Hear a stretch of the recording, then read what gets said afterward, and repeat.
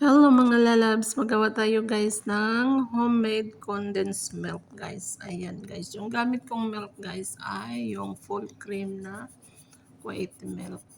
Tapos guys, kung ilan cup ang ating milk, kung halimbawa 6 cups, 3 cups guys ang nilagay ko na water at saka sugar. Kalahati sa milk ko guys, ayan guys. Tinutunaw-tunaw ko lang siya guys hanggang mag-melt na yung sugar guys.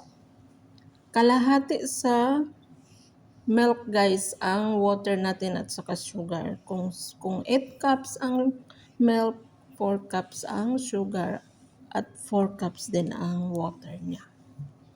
Ayan guys, pakulo-kuluan lang natin guys hanggang ma-melt na siya yung sugar niya guys.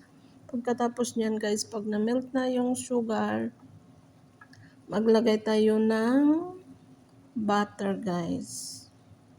Maglagay tayo ng butter niyan. Maliit lang yung butter guys. Ayan, 3/4 sa isang guys yung butter ko guys.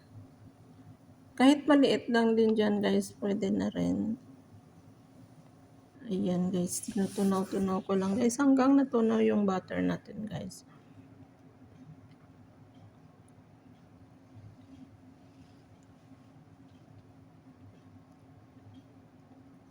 Ayan. Natunaw na yung butter natin guys. Pagkatapos niyan guys ay ilagay natin ang ating powder milk guys. Pero guys, bago natin ilagay yung powder milk guys, i-close ko yung apoy niya guys. Ayan guys, i-close ko yung apoy. Yung iba guys, pinapahinaan nila ang apoy guys habang minimix nila yung milk. Pero sa akin guys ay kino-close ko yung apoy guys hanggang ma-melt na siya guys. Ayan. Hanggang ma-mix na siya. Ayan na guys. Tingnan nyo guys. Parang condensed milk talaga siya guys. Pati yung taste niya, pati yung amoy niya guys. Condensed milk talaga guys. Ayan.